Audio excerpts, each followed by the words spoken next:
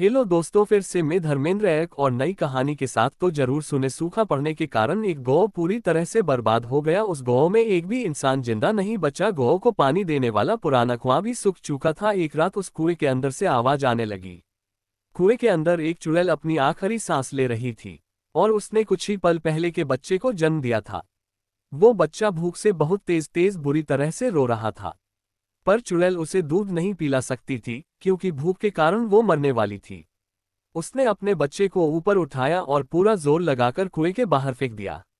वो बच्चा कुएं के बाहर जमीन पर गिरा, पर वो बच गया। चुड़ैल, मैं अब जिंदा नहीं बचूंगी, लेकिन मुझे वचन दे कि तू मेरा बदला जरूर लेगा। भूखा शैतान बनकर सबको खा जाएगा। चुड़ैल की बात खत्म होते ही कुएं के पत्थर हिलने लगे और बच्चे का रोना और भी बढ़ गया। कुएं के सारे पत्थर एक एक कर अंदर चुड़ैल पर गिरने लगे। चुड़ैल की भयानक चीखें निकल रही थी। देखते ही देखते पूरा कुआं पत्थरों से ढक गया। चुड़ैल के मरने के बाद वो बच्चा रोते रोते वहां से गायब हो गया और फिर कभी नहीं दिखा। उस गांव से बहुत दूर दूसरे गांव में एक व्यक्ति की मौत हो गई और लोग उसे जलाने के लिए ले जा रहे थे। सब विधियां पूरी हो चुकी थी और अब उसे अग्नि देने ही वाले थे। एक आदमी ने उसे अग्नि दी। आसपास बहुत लोगों की रोने की आवाज आ रही थी। अचानक वो रोता हुआ शैतानी बच्चा उड़ता हुआ आया और लाश के अंदर घुस गया।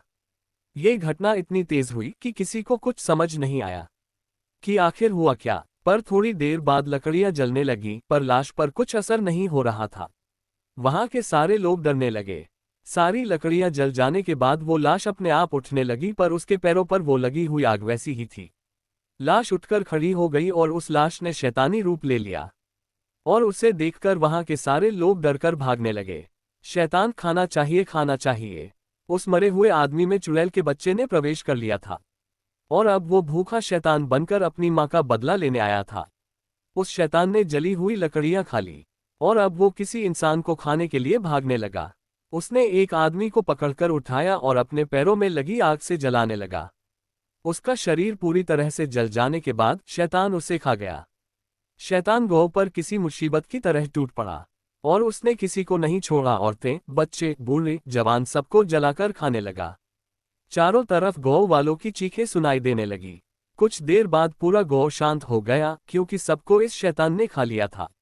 पर वो अब भी भूखा था। वो अपने आसपास देखने लगा, जोर से चिल्लाने लगा।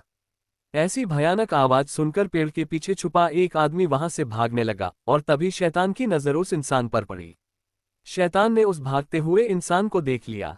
वो इंसान और तेजी से भागने लगा, पर शैतान का मुकाबला नहीं कर पाया और वो पकड़ा गया। शैतान, तुम इस गांव में अकेले ही बचे हो या और भी कोई है?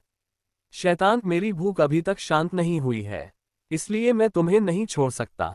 आदमी, मुझे खाने के बाद तुम क्या खाओगे और किसे खाओगे? शैतान सोच में पड़ गया। फिर अचानक उसे एक बात याद आई। शैतान, तुम उसकी चिंता मत करो, मेरी भूख सिर्फ इंसानों की मोहताज नहीं, मैं जानवरों को भी खा सकता हूँ। आदमी, तो जाओ, जानवरों को खाओ और मुझे छोड़ दो, मैं तुम्हारे पैर पड़ता हूँ। जैसे ही वो आदमी शैतान के पैर पकड़ने के लिए नीचे झुका, पैरों की आग ने उसे जलाना शुरू कर दिया और थोड़ी ही देर में वो पूरी तरह से जल गया। शैतान, मूर्ख इंसान, खुद ही मेरी आग से जल गया। शैतान उस इंसान को भी खा गया, पर उसकी भूख अभी तक शांत नहीं हुई थी। शैतान, और खाना चाहिए। इंसानों को खाने के बाद वो शैतान अब खेतों की तरफ बढ़ा।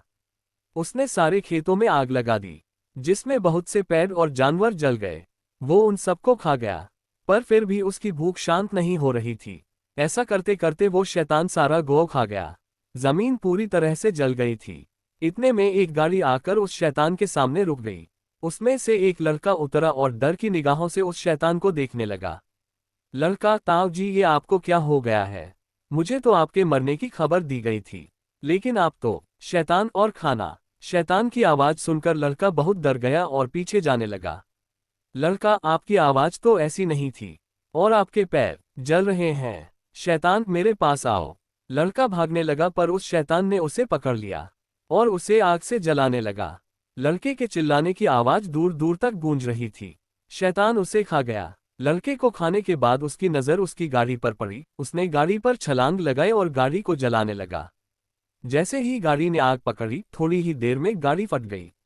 गाड़ी के साथ साथ शैतान के शरीर के भी टुकड़े टुकड़े हो गए और वो बच्चा उस शरीर से बाहर आ गिरा। वो शैतानी बच्चा अभी भी भूख के मारे जोरों से रो रहा था और उसकी आवाज़ उस वीरान जगह पर गूंजने लगी। अगर मेरी ये कहानी आपको पसंद आई हो तो कमेंट, शेयर ज़रूर करें।